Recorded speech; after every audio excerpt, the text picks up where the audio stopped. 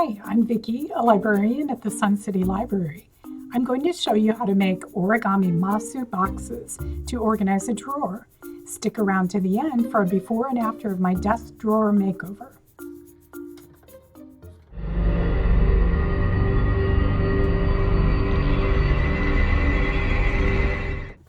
Origami is the Japanese art of paper folding, and Masu boxes are traditional wooden containers used for measuring rice and other items.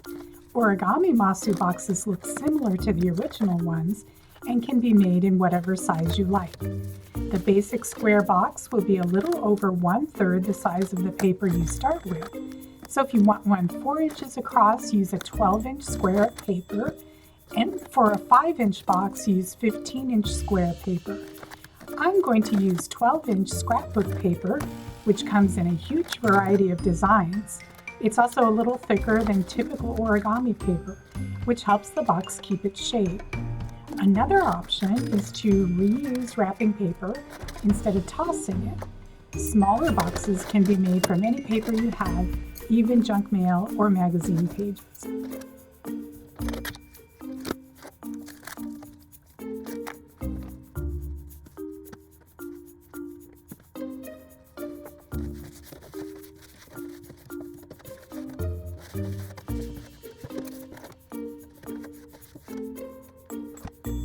So here's my scrapbook paper. It's 12 by 12 inches, and I'm starting with the pattern side up. And you're going to fold the bottom edge to the top edge and crease it.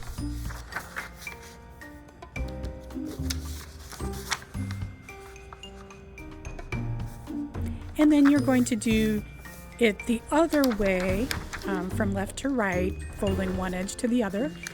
Open up the paper and then flip it over. And now you're going to be folding each corner to the middle where those two lines cross.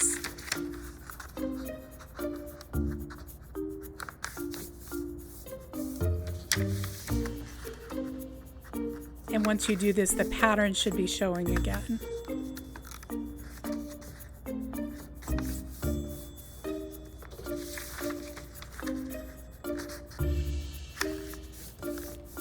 So now you're going to take that bottom edge and fold it up to the center where the middle of your fold is. And then turn it around, do the same thing, fold the bottom edge to the middle.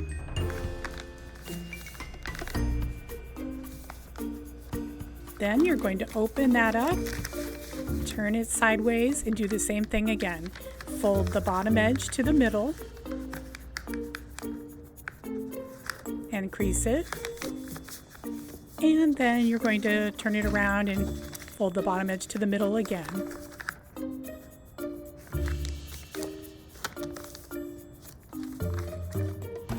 And then you're going to open it and then open the two side points.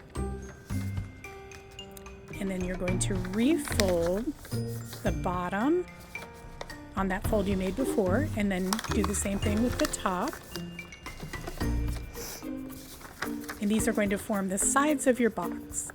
Now to get the other sides, you're going to press the two sides in a little bit and then flip over the point and tuck it in and reinforce the crease. So tuck in the sides and then fold that top point over the line there. And now you're going to use your glue stick to glue each of the points down just to keep them in place.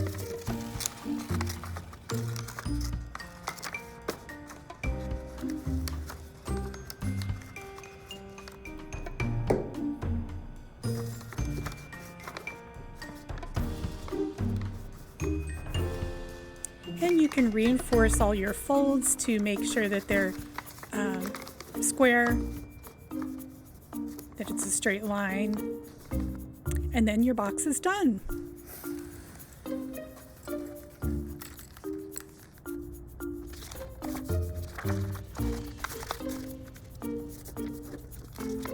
So now I'm going to make a rectangular box. And I won't be showing the detailed steps for the rectangular Masu box, but you can find a link at the end to the envelope style rectangular box.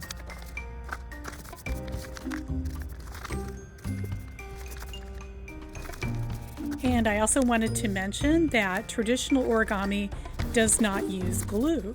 So if you want to do it the traditional way, the book folded fabric boxes has instructions for making a separate square tab to fit in the bottom of your box to hold the 4 points in place. So again, that's the book Folded Fabric Boxes, and it's using fabric that you starch and then you fold it like origami. But all the folds in there also work for paper. Another option would be to cut a square piece of thin cardboard for the bottom of the box to make the points lay down and to make your box a little sturdier. I think a cereal box might be good for this.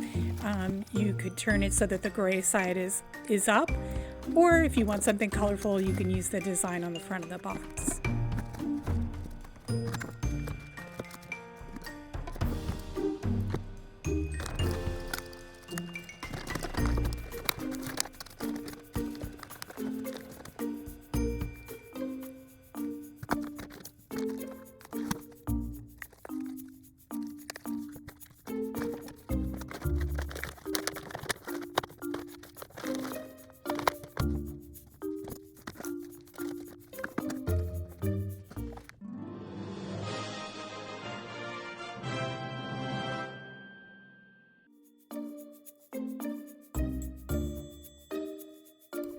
Here's some library books you can check out about other origami boxes.